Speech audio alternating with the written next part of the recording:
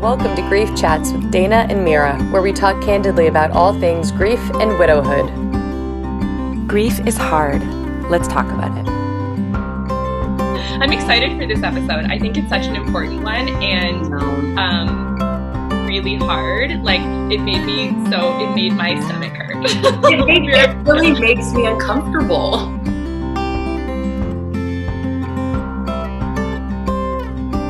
Okay, let's start so we can actually talk about this. That's an important part of this conversation. That's good. Okay, so I'll start, right? Okay, welcome to Grief Chats episode 3. Today we're going to talk about how grief changes friendships and friendship loss. I think that this is one of the most common secondary losses. I don't know about you, Mira, but it's the one that I think a lot of people mention and struggle with.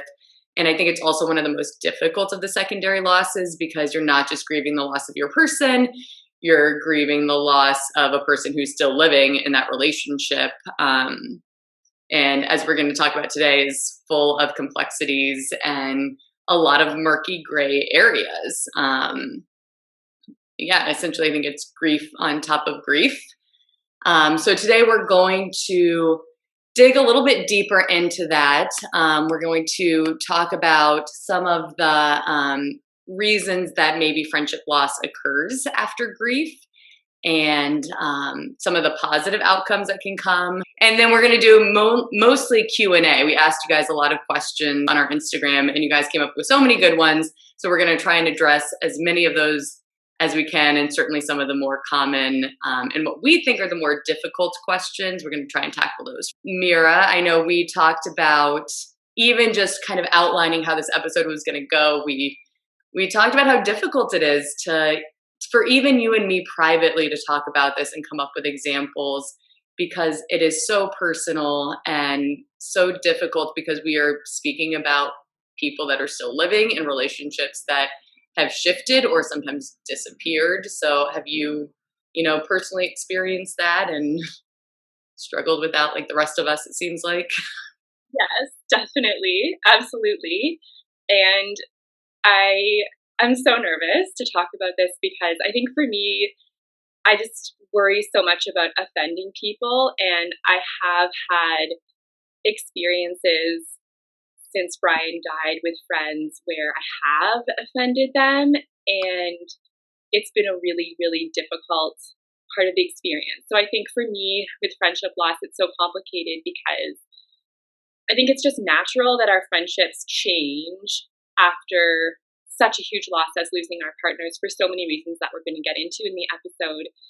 And it makes sense. It makes total sense because we are so different. And so how would any of our relationships with anyone feel the same as before? But it can be so hard to talk about. And for me, I have a lot of guilt within my friendships because maybe I haven't been able to maintain them in the way that I did before, or I always kind of prided myself on being a good friend. Like that was something that I felt really good about myself in my old life and my ability to be a good friend to other people and be a support to other people. And then when Brian died, I just felt like I couldn't be a support to other people in the same way I could before. And so many of my friendships didn't really fit anymore. And maybe they were triggering to me or I was triggering to them. Mm-hmm. And it was so challenging. And I felt really bad about that and really guilty about that. When I think about this topic and friendship loss and changes, and there's so few that I feel like I've repaired. So it's just really hard when it's people that care about you, but then there's a level of anger and resentment and guilt and all of these negative feelings that come with trying to figure this out on top of being really, really sad all the time and having no energy. And frankly, I think that's where I was at, where it's like, I don't have the capacity to hold these friendships in the way that they probably need. And same with you, a lot of guilt for that, of not being, also priding myself on showing up and being a good friend and knowing I did not. And I've had friends tell me and really hurt my feelings of like what a shitty friend I was essentially after Brad died, and being like, yeah, I know I was, and that still really hurts my feelings. And also for me, like that makes me feel even more isolated and invisible. I'm like, if you only knew Yeah. how painful this is in so many invisible ways, you would never say that. Yeah, exactly. So I just Exactly. feel like, gosh, like I'm so alone in this. Mhm. And then the friendships feel even more distant and more separated, because how can you ever understand this experience that I've gone through now? And so much of our friendships is based on like mutual understanding and shared experiences. I feel, especially when we're young, like it's like, chatting about guy troubles, or, Yeah. for me, it's a lot of like mom stuff. And Mhm. I don't know, I feel like I can't really relate to those conversations anymore as an only parent now. Mhm. And I know because we've talked about this before, that then you also feel that way as being like somebody who didn't have kids. And, there's so many things like that. And I think grief just adds on to those sort of, friendships are changing. We're becoming more different. We're having different life experiences. And Mhm. it's harder to relate sometimes. And going through something like such a traumatic loss, it just, of course, it severs things. And then it's so complex and murky working all of that out. Yeah. Yeah. I think also it can be complicated by the fact that, like, when it's a partner that you've lost, like both of us, Mhm. because we were with our partners for a long time. A lot of our friendships were built in partnership with Yeah. them. Like, we had so many couple friends or people that were friends with both of us together, and Yeah. so then that the relationships are so changed. But then also they are also grieving the loss of Brian too. So for them to then be a support to me on top of their own grief, some of them I found just couldn't. Like, Yeah. and I was a trigger to them because I reminded them of Brian. Yeah. And I really feel that's the case. Yeah, with friends, with mutual friends. I had a good friend who was one of Brad's best friends, and after Brad died, immediately, showed up, and I'd get together with him and his wife, and they'd cry every time, like every time they saw me, like we'd be out at a bar grabbing a drink, or like every time, and I now have not talked to them in years, and I like they just stopped, and I think, and it's one that I can understand a little bit more because I'm like, I know I visibly saw how hard it was that I was the reminder of their loss, and as much as they wanted to be there for me, they couldn't. Yeah. It doesn't hurt less for me. Like, I Yeah. still miss those relationships, but I at least can understand where they're coming from. Maybe one more thing before we get into some of the main reasons why friends Mhm. disappear, because this has been a big part of it for me in terms of fear of talking about it, is that I've been reading a little bit more about children's grief recently, and a lot of the time for kids, I know that the loss of a parent can feel like abandonment, even though it's not. And so it's kind of got me thinking about even our loss as adults. I think Mhm. sometimes it feel like, I know cognitively Brian didn't abandon me, but it sometimes feels like it in my soul Yeah. because it was so traumatic and it was so sudden. And so I think that there is this sort of fear when you're already living in this abandoned kind of state, that if you do tell friends when what they're saying isn't working, or if you do address things with them, that you will then push them further away, and that Mhm. you will then be more abandoned. And Yeah. so I think for me that definitely relates to my fear sometimes of saying things, is like, I don't want to push people further away because I've already lost so much, and it really complicates things a lot, I think. Well, I think it's why this is such a hard topic, because it's one that I really feel like I haven't figured out, and am not always living up to the way I want. And so I feel like this episode is a lot of like, this is what I've learned and what I feel. And if I was like the human being I want to be, how I would respond and what I would say. But I'm still working through it and struggling with it. And and maybe we'll watch this again and be like, yes, I can do this now. Who knows? If any of my friends are watching and feel abandoned, or like we have a rift in our friendship, I'm open. I'm gonna not put it on other people. Also, though, I think it's important for us to, I mean, you're 4 years out. That's a lot. I mean, to me, it seems like a lot. To me, it seems like a lot compared to me. And I'm like, it must be different now to look back and be like, oh my God, I could have done things differently at the beginning. But like, we also have to have so much grace for ourselves because, like, remember the first year? Like, Yeah. remember how fucking painful it is beyond anything. Like, I just feel like I need to completely give myself grace that first year. I didn't do anything like brutally horrible. Yeah, there were so many moments I'm not proud of, but I just am trying so hard to like not have that guilt and that those feelings of like you fucked up because we were dealt like the shittiest blow. And Right. like, But I think part of it being 4 years out is also like, oh gosh, like so much time has passed. And I think it's accepting like that there will naturally be a shift in relationships as we get older, as we go through life experiences. We're not always supposed to have the same relationships in our life forever.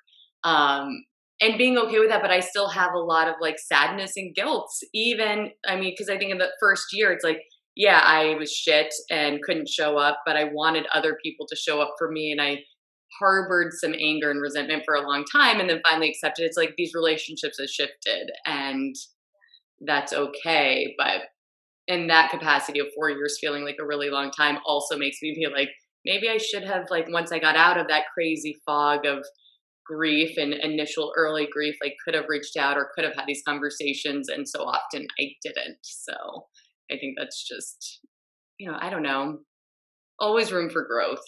always room for growth. Yeah. Yeah. And also it's not easy. And it's not easy. None of this is easy. Yes. Thank you for that reminder.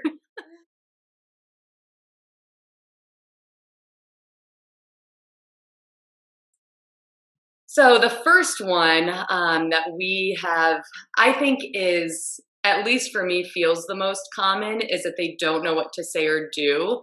So they avoid us or they disappear completely. I think that seems to be like when I think about my friends and how they've shifted, it starts just with this kind of initial discomfort and avoiding the topic.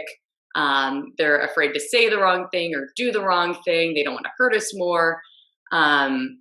And like we've talked about in other episodes, this fear of not showing up in the right way, so they just don't show up at all. And that's the one I think I understand the most. Still is hurtful, and go back and watch episode 2 of grief chats because we talk a lot about it. But I think that's what I've noticed the most, at least in my life. 100%. And I think that it's good that we put this one first because for me, this is sort of like the initial thing that happens. Like when Brian died, when Brad died, like this was the one. And then it's a domino effect of all these other things that happen because of that initial thing and how that affects us and then how we respond. And like, but that's sort of like the first main thing. Yes. Such an excellent point. Yeah. And I remember when Brian died, I have this one friend, she's so awesome. And she just like immediately she's like a researcher and she immediately went into research mode. And she came to me like a few days after he died and she was like, hey, Mira, I've been doing some research on, young widowhood. And a lot of widows, you lose a really large percentage of their friends within the first year. And I just want to warn you, you have to be prepared for this. And I was like, that's not going to happen to me. That I'll be the exception to that rule because Brian and I had such strong friendships. We both had such strong friendships. It's not going to happen to us. Like I totally thought I was this like one exception. And yeah, like all of those, that totally happened to me. It happens to everyone. I wonder if like people that are watching this early on, like, cause I feel like I would have had that same reaction if someone had said like, most of your friendships are going to change. Like, I mean, I think every friendship changed. A lot will disappear if I would have felt the same way. And like, maybe it's a good warning though for people early in grief to be like, it's be prepared. And that's such a good point because I think that it does take some time. Sometimes it does take some time to actually realize, oh, my friendships have actually shifted. Like this is a phase. Things have shifted dramatically overall. Right. When you've been stuck in a hole for a year and you kind of emerge a little bit like looking out and then you're like, oh, everything looks different now. Like who is showing up? Who's not showing up? Who's around still? It's all changed. Lives have gone on. People's lives have moved on and changed and, then they're hurt or offended and that has changed a lot of stuff too, I think. Yeah.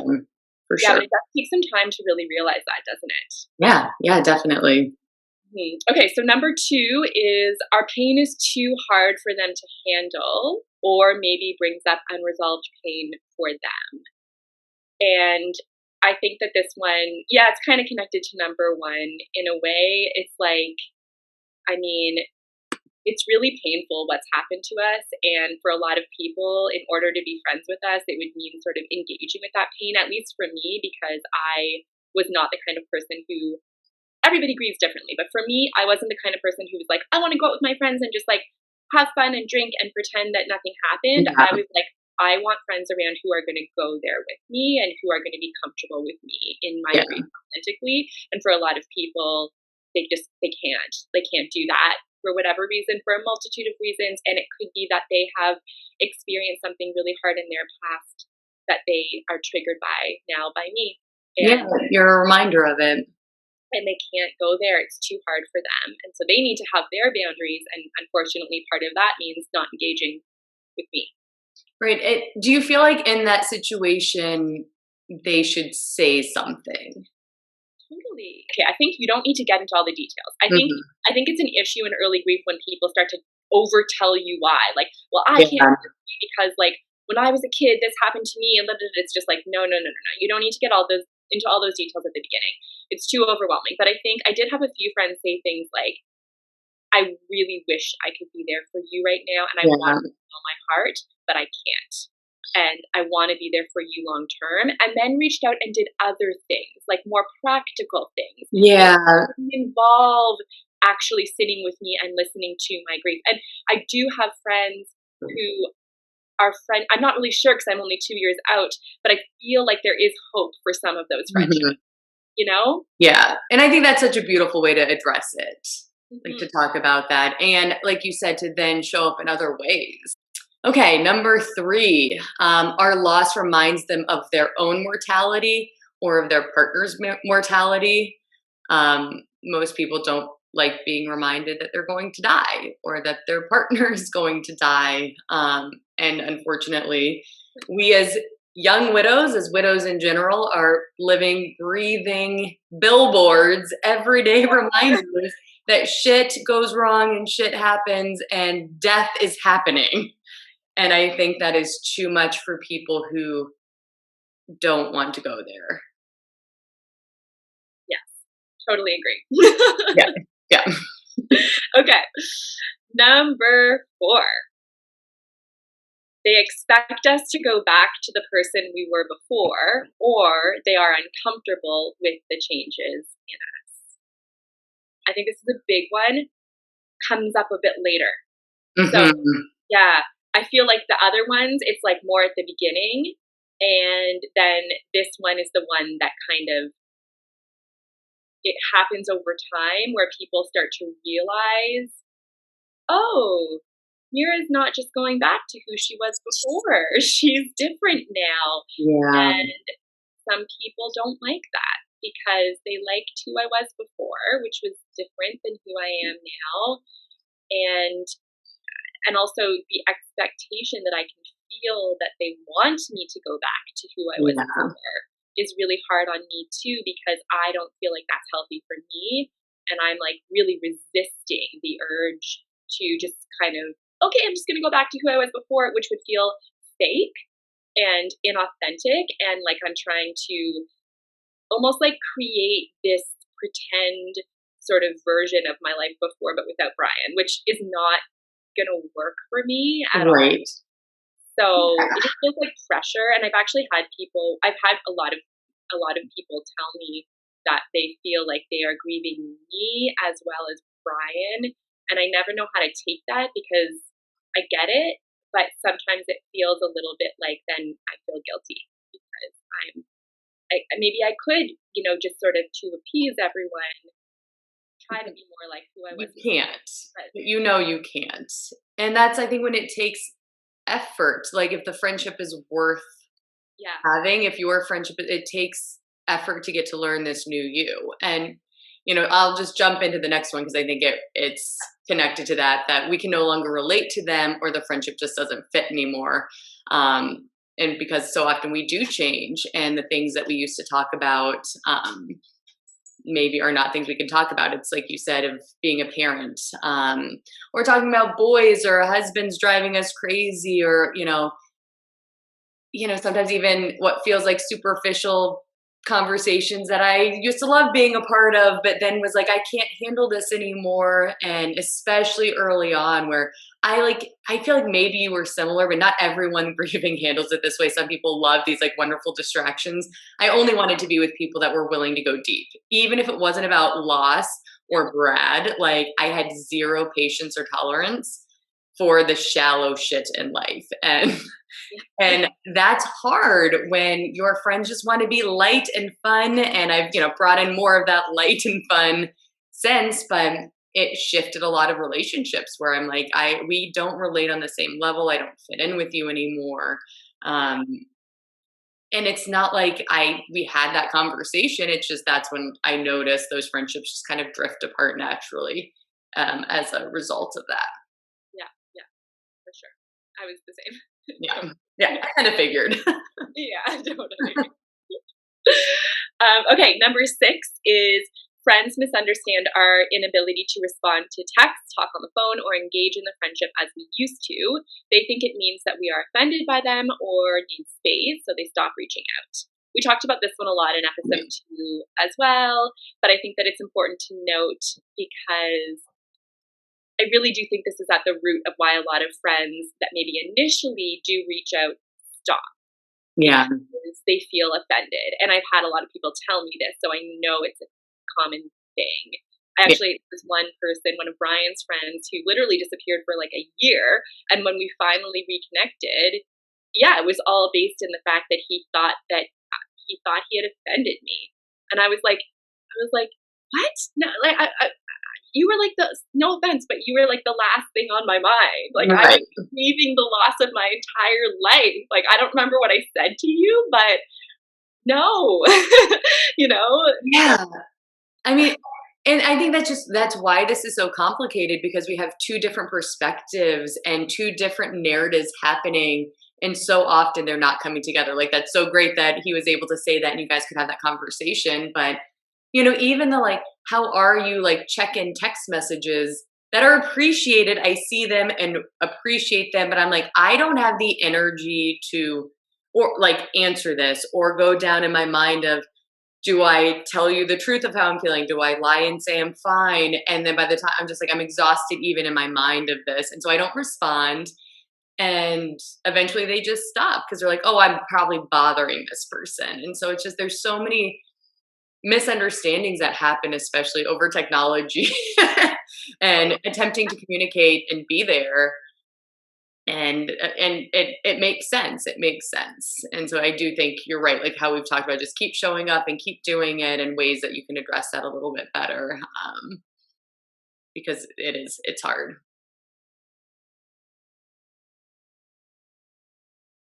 So now we just wanted to kind of like sneak this in here a little to spice up the conversation just a tad. Spice it up.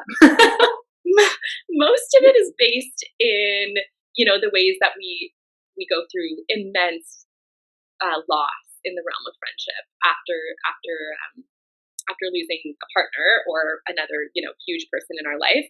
But we wanted to put this in here, just sort of a little bit about how going through a profound loss can actually change our friendships, sometimes unexpectedly in positive ways, too, which is kind of a cool thing to add in, I think. So we're going to go over that a little bit, too. Yeah. I think it is one of the most beautiful things that have come from grief, is to think about the friends that I have and how they've shifted for the better. So I just love that we're going to talk about this, even though most people that wrote in, it was about the difficulties, which is why we will spend most of our time on this. But I think it is important to talk about the positive stuff. So one of the first positive outcomes that comes from friendships after grief or loss or during grief is we begin to better understand and respect our own boundaries, which means that we learn to be more direct and say what we need within our friendships. And this is something that I've personally struggled with always, as the people pleaser, peacemaker, like say yes to everything and then silently resent people or flake or whatever. there's been so much growth personally in terms of not having time for the bullshit or to say yes when I don't have the energy. And I think it makes me a better friend. I think it allows my other friends to be direct with me back, and it just creates a more honest back and forth relationship. For sure. I found this one too majorly, and I think I always had a really hard time with boundaries. I've always struggled a lot with boundaries because I don't want to hurt people's feelings, and Mhm. grief, just I didn't give a shit. Like I was just Yeah. like, I need boundaries. Like I've never Yeah. needed them the way that I need them Yeah. now for Yeah. survival. And so learning boundaries has sort of been like one kind of benefit of going through the most horrible thing ever. Yeah. So, Yeah. For sure.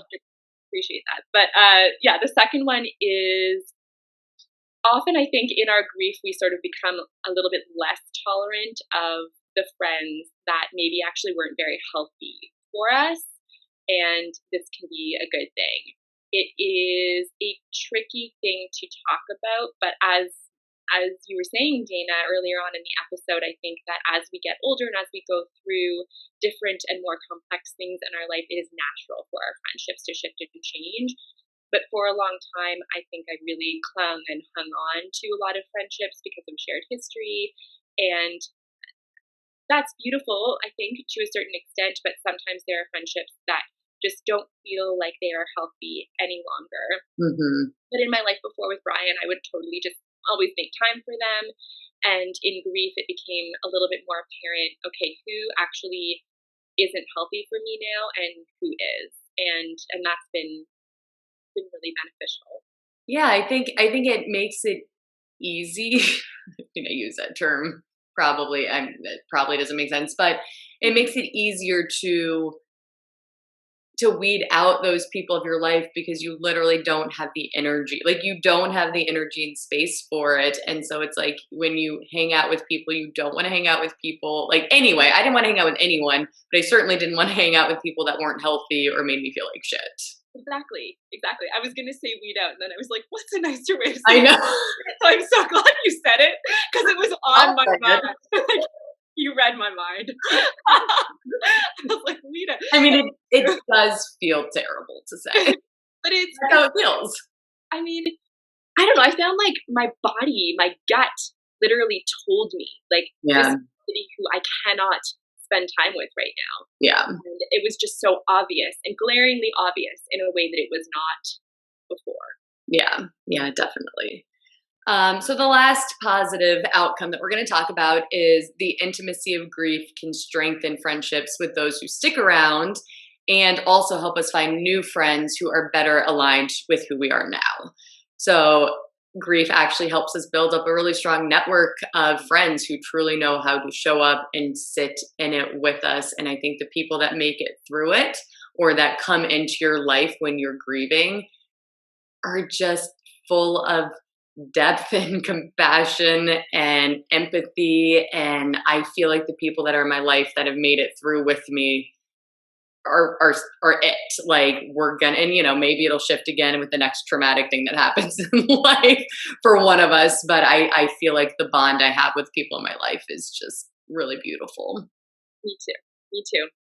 The friendships are so strong. I mean, yeah, if you're the kind of friend who's gonna, move towards somebody who's gone through something like this instead of move away from them and just keep trying and keep showing up, I mean, that's you. That's a beautiful person right there. Yeah. And I mean, yeah, I love that word intimacy because it's true. Like, I just feel like within my friendships that have maintained, there is an intimacy that I didn't have with my friends before.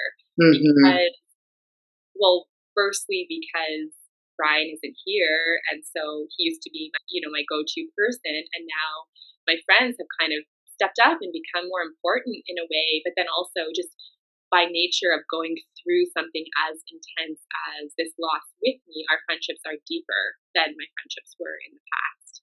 Yeah, you're going through something really hard together. I mean, they're going along with you and the hardest part of your life. So that's a lot to handle. So if you can do that and show up as a friend in that way, I mean, I have so much respect for anyone that's doing that for anyone struggling.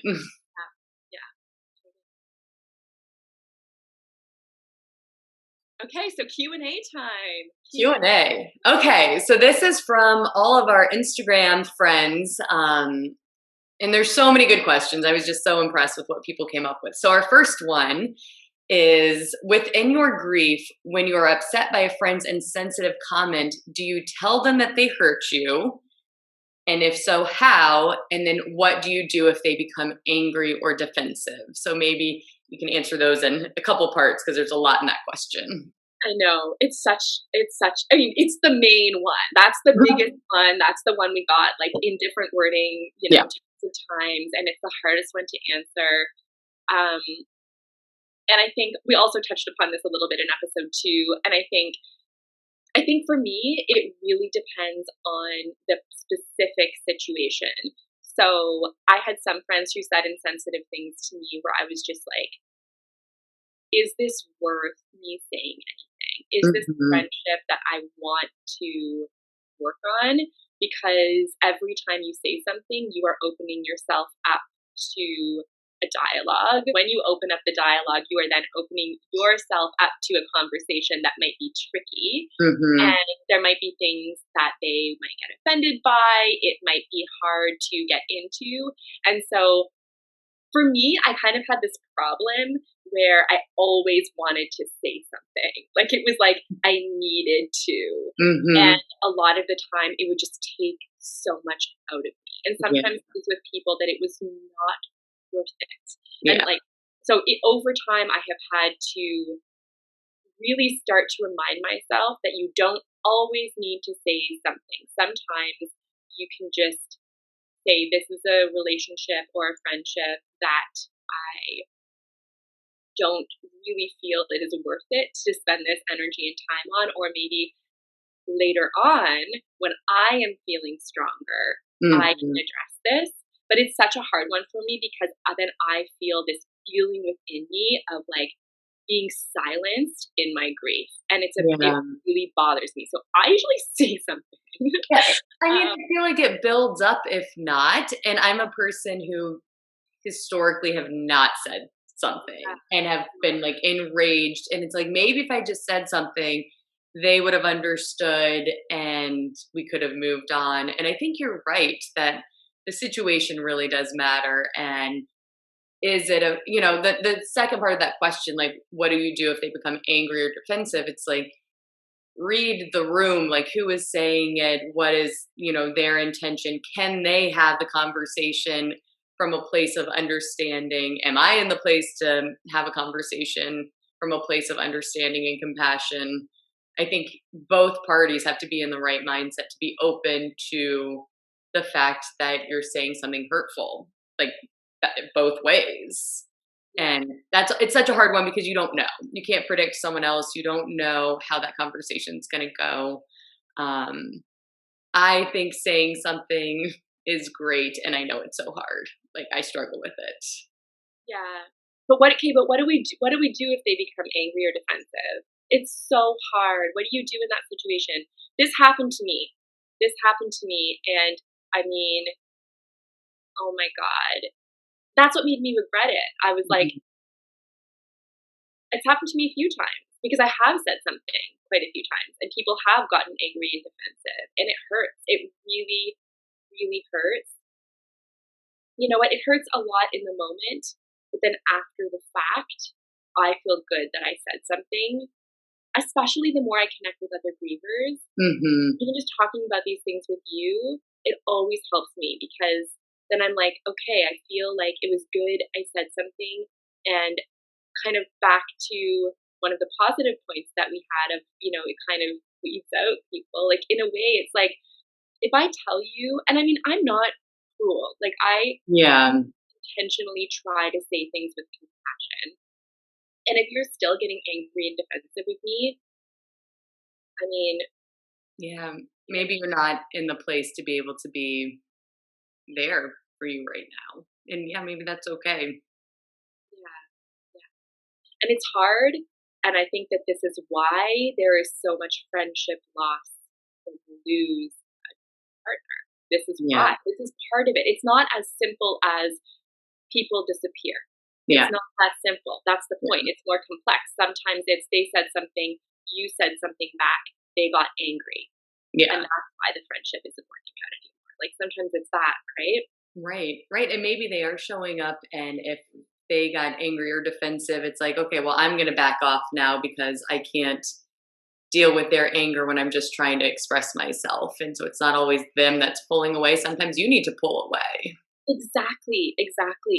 Totally. And that's why it's complicated. Yeah. Yeah, sometimes the anger is just, I'm like, it's too much. Like, I don't have the energy for that. I'm still trying to figure out my life. And maybe as more time goes on and my life is a little bit more settled, because everything in my life is still so up in the air. And like, I don't have the time for this. I don't have the time for this still. I'm still trying to figure out all this stuff in my life and how I'm going to move forward. And, to you, this might feel like the biggest thing. But to me, it's like one thing of a million that has fallen apart. Right. That's such a good point.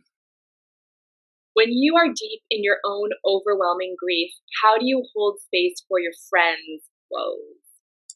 Oh, this is another hard one. And again, I feel like all of these I answer, I'm going to be like, well, I didn't do this. like I feel like I couldn't, and I had to be okay with that, especially early on. I can't hold space for, especially, and this is going to sound so terrible, but like, if your woes aren't death related, if it's not grief on some traumatic level, I can't hold space. Like, and I want to be the best friend for my friends, but I couldn't. Like, especially I couldn't. And I think now I'm better about doing it, but I think it's okay, and I want people to understand that are friends that are grief adjacent to understand that if somebody is deep in overwhelming grief, as this person has mentioned in their question, they more than likely will not be able to hold space for you, and it's not personal. Yes, exactly. And then also the timeline here is really important. Like understanding that it's not just a few months. I Yeah. think people were kind of understanding of that for the first few months, and then it was like, oh my God, she's still not able to talk with me about my issues with my partner. And it's like, no, I'm not. Yeah. Still not going to be able to talk with you about your issues with your partner. And it's been 2 years.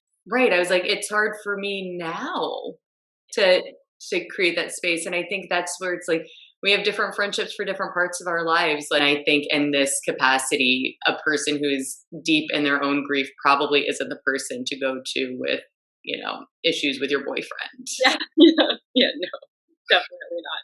This was a really hard one for me too.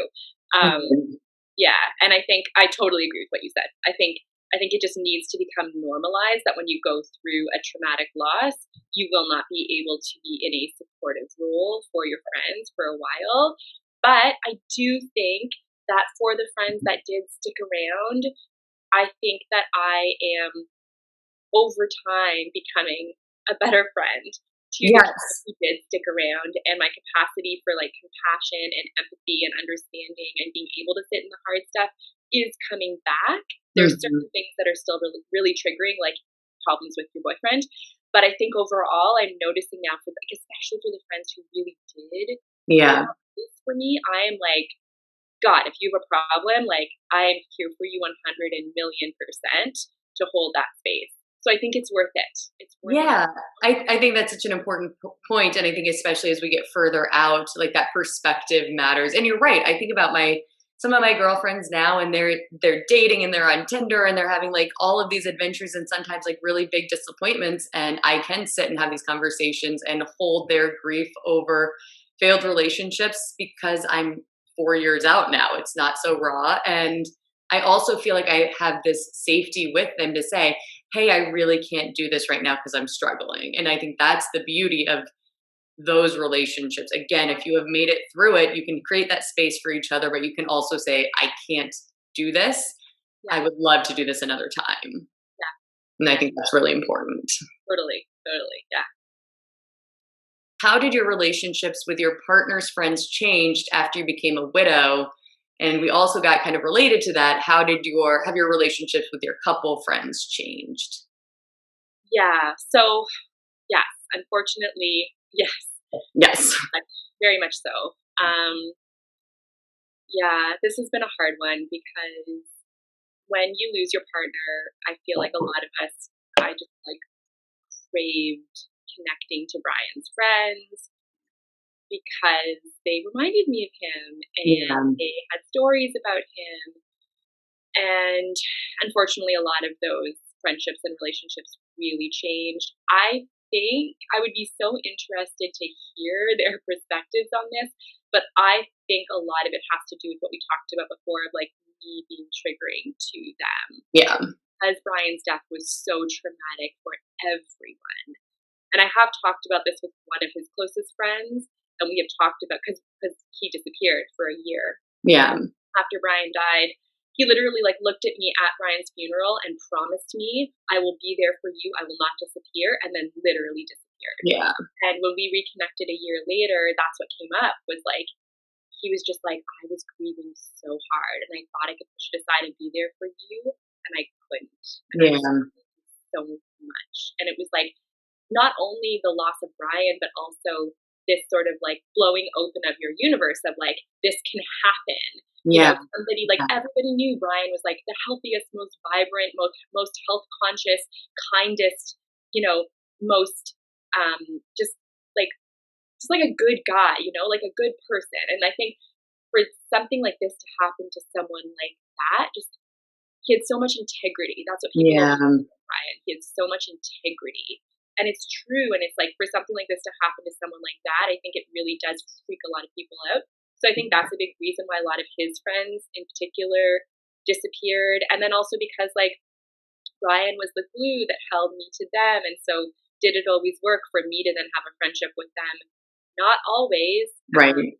And then in terms of the couple thing, yeah, that's also been a really, really sad one because a lot of our friends were couple friends, and I mean it's tricky because I know one of Brian's friends reached out to me at one point and he said, "I'm sorry I haven't been in touch with you more. I'm worried that I'm triggering to you." I mean, it makes total sense, and he was, but also I kind of wanted to be like, well, if you made more of an effort to not talk about your wife like every single time we connect and not constantly use the word we instead of I, maybe it wouldn't be quite so true. Like maybe we could make it through, you know, like you're not really willing to do the work of making those shifts, but also, so I think it was probably more than that. Like I think it was also, as is always, it was more complicated, more complex, more layered. Like I was also triggering to him, obviously. Yeah.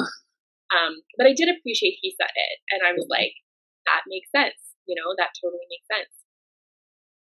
Yeah, I think I agree completely with Brad's friends, and I think it's very similar in what we talked about already. But I think with the couples, I have similar experiences, and I've talked to other people, and I know we talked a little bit about this the other day when we were kind of planning this episode about the idea that now you're suddenly single and you're a threat, and like what a weird, like bizarre space to be in that like made zero sense to me because I was like, no, like I'm so sad and depressed. I do not want your husband. Like, there is no interest here. When you brought it up when we were planning the episode, I was like, honestly, I was like, I've never thought about that before. But obviously, that's part of it, and it's just like, what? No, no. Right.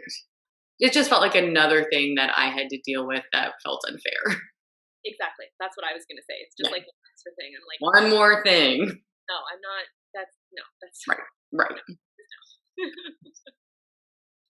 Do you think that your loss has helped you be a better, more supportive friend to the people in your life who endure tragedy?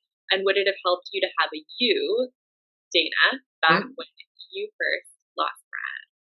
I mean, we talked about this already a little bit. I do think it has helped me to be a more empathetic, supportive friend. I think, especially with somebody who's going through loss, I know to actually think about what I say, not just say whatever, so sorry for your loss or whatever comes out of my mouth, like everyone else says. Let me know what I can do. Yeah. I actually think about it in terms of like that specific person. And again, kind of what we talked about before too, I also feel like maybe I'm also not great with people who weren't there, or feels like their shit is trivial and maybe they'd say I'm a worse friend. Like, but I think overall it has helped me to be a much better human being and a much better friend. And what was the second part? Would it have helped me to have a you? I mean, I would have loved to have anyone, I mean, Mira, a you, like anyone to just be open about, like anyone that was feeling what I was feeling and open to the conversation would have been extremely helpful. So I don't know if me personally, because then I would have felt equally of loss, but somebody that would have been through it and knew how to have these conversations, even without the answers, yes, would have been helpful. 100%. I agree. Yeah. I think the sentiment of this question is like somebody who has been through this type of a loss and understands. And yes, for sure. Like I think about this all the time. I'm like, I remember when Brian died, I just wanted to find friends that were also widows. And it took a while to find them. And like, yeah, it would have been so helpful to like know you when Brian first died. Like, holy shit, it would have been amazing. Yeah. It took time. I felt so alone for the first little bit. And I would have loved to have somebody who understood. And yeah, I agree with everything you said. How do you deal with friends ghosting you after a loss? Do you let them back in if after a year has passed, they suddenly start reaching out again? Yeah. So this happened to me. I think it depends so much on the friendship. I think that you really have to sit in that moment and be like, is this a person who I feel in my heart it is worth doing the repair right now? Because there's going to be repair, because there's going to be hurt, and there's going to be you're going to have to be honest about that.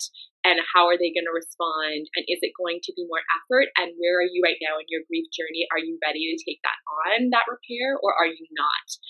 And I think it's important to also remember that grief doesn't end after the first year. So just because you are now able to engage in that conversation, are you able to actually maintain a friendship with that person now? Are they actually willing to rebuild and change, or are things just going to kind of continue the same? Like with this friend that this did happen to me with almost exactly, and after a year I did connect with him and I did have a conversation with him and I was honest and he did respond well, but nothing really changed.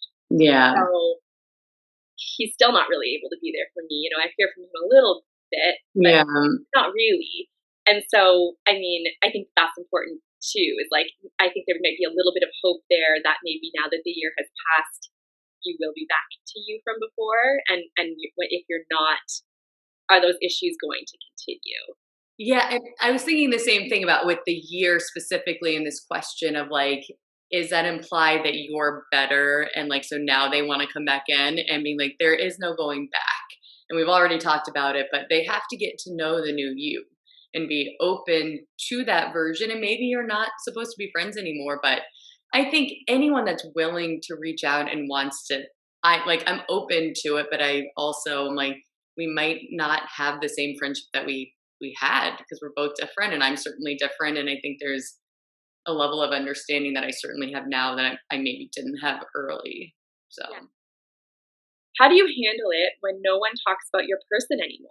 I don't even know how to interact with these people now. Oh, I think that's so hard. I think in my experience, people that don't mention Brad's name, like literally avoid his name. Like, gosh, I feel like they are worried there's still the people that worry if he is mentioned, it's going to lead to this like really dark space and I'm going to cry and it always has to be heavy. And instead of realizing how wonderful and beautiful it is when you casually mention Brad, when you're like, hey, remember that time we did this, or I was reminded of Brad because of this, and what a joy that is. And so I struggle a lot if you're not mentioning Brad's name, if you're not mentioning him like at all, especially like you knew him, if you were somebody that was friends with both of us, it would be hard to interact. And I'm guessing that, in my experience, I actually don't really interact with those people. Those are kind of naturally the people that, for all the reasons we've talked about, aren't really in my life in the same way. And the people that are in my life know to bring up Brad, tell me stories, aren't afraid of my grief, and also know that it can be a lot of fun and tell jokes and, shit on Brad a little bit too. Like, that don't hold him up on this like pedestal, and like even remind me of his flaws. And I love that just as much also. So Yeah, I love that you said that. I feel the exact same way. Like when I saw this question, I was just like, those people aren't in my life. But I think the caveat is you do have to tell them, because sometimes people don't know. And like we said in episode 2 a lot, like grief literacy is something by no fault of our own that none of us know about. But I think if you've been honest and said, I do like it, just so you know, I really like it when people talk about my person. And if they still don't after you've told them, yeah, I mean, that's not worth it. How do you explain to friends that some conversations are triggering, like pregnancy and husband conversations? I've done this a lot. I just do. I just do it. I just tell them. Like, I just am direct and honest, and it's really hard and tricky. I think also for me, maybe it's been a little bit, probably for you too, it's been a little bit through our writing. Write publicly and very openly about this. I mean, I wrote a ton about this in the first year, and sometimes it was like a bit of a passively aggressive way to tell people, like, please don't always talk about your babies and your pregnancies around me, because this is a huge part of my loss. Because maybe they didn't know, maybe it wasn't passive aggressive, but it was like an easy way to tell a bunch of people without having to tell them all individually. And so that's kind of what I did. Yeah. I mean, for me, I have a recent example of this that like I didn't say anything because I'm also learning, like you've said, of like when it's worth saying something. And I was with a group of people, and they were complaining about, because of COVID, complaining about like their husbands are driving them crazy. And in my mind, I'm like screaming, like, at least you fucking have a husband, But I'm also like, I don't want to be this person that like my friends can't complain about life ever in my presence. Like, and I think that comes with time of being able to, like, I don't always have to be the person that says that out loud in those like moments of casual conversation where you're just struggling because you have not left your house in a year and you are stuck in like, that's hard for anyone. That's hard for everyone. And so I am learning the difference of when it's worth it to say it, and also to hold my tongue sometimes to be like, what is this really providing? Like, other than making them feel shitty and awkward, like that situation doesn't actually make me feel better. Like, I don't need to be the like grief patrol 100% of the time. Yeah. And I think you're right. I think that probably does kind of shift with time. And I would not have had that perspective early on, for sure. For sure. And I think sometimes for me, when I don't have the energy, or I feel like I don't want to say something in that moment, then I might just not engage with those people again for a while, because it probably at this point would still really affect me to hear something like that. Yeah. How do you manage friends who try to compare your loss to something they've experienced, like a divorce? I feel like that I saw this question, and we talk a lot about not comparing grief at all, and especially when it's like a divorce versus the loss of a spouse and the differences there. But when I was really thinking about it, I was like, one of the friendships that actually grew after Brad died was a friend of ours who was going through a divorce at the same time that Brad was dying. And we didn't talk about it. It's not like, and I think this was the key for me personally, is we didn't talk about the difference in the divorce or the loss, but we were both just in a dark, grief-filled space. And so I think we were able to coexist and not have to put on these fake smiles. And so our friendship, it grew because of it. I think it would have been different if it was like, I know how you're feeling, and he and his wife are like, his ex-wife are now great friends and in each other's lives in like a different capacity. And it's like there are moments where I'm like, see, it's not the fucking same. And like angry and immature about it. But I think there's a way to like be in your grief together, even if your grief is different. And so I don't want to manage anyone who's feeling grief, even if it feels less so than mine, and they might feel the same. Yeah. it's funny you should say that, because I actually had the same experience. I have like 2 really good friends who our friendships have deepened a lot because of this. And they were both going through like horrible separations for different reasons. I think, like you said, exactly, the key is not really talking about the grief as if it's interchangeable. And I think for both of these friends, especially one of them, she always makes a point of being like, I know my situation is not the same as yours. I know that this is not like the grief of the death of the love of my life. Like, she always prefaces everything with that, and I really, really, really appreciate that.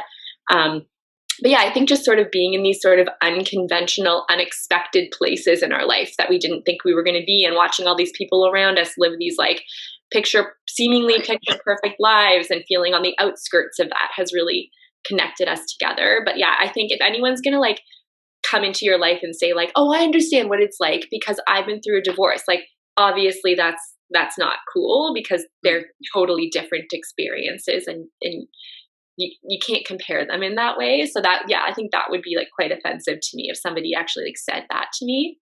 Right. And I actually don't know, like the question is, how do you manage those friends? And I'm like, I wouldn't do it well. Like, I'd probably say something and then I would probably keep my space. I feel like with all of these questions, it's like the same thing. Is this a friendship that you feel like it is worth it to put the effort? Is it worth it to say something? And then if you do feel like it's worth it to say something, then try saying something. Try saying, hey, you know what? Our experiences are not interchangeable. They're not the same. I actually don't appreciate them being compared. I think that they're different. I would love to hear about your experience, but I don't feel like they're the same and they shouldn't be compared. And then see how they respond. Yeah, I think that's wonderful.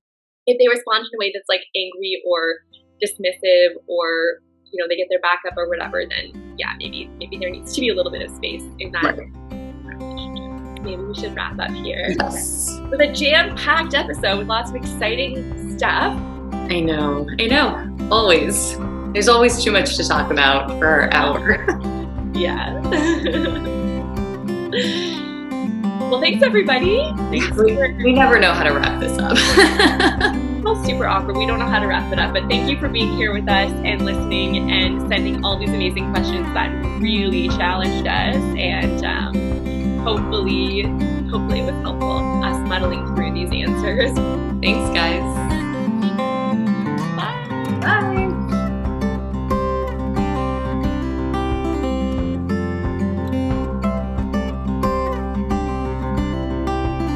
Oh my god!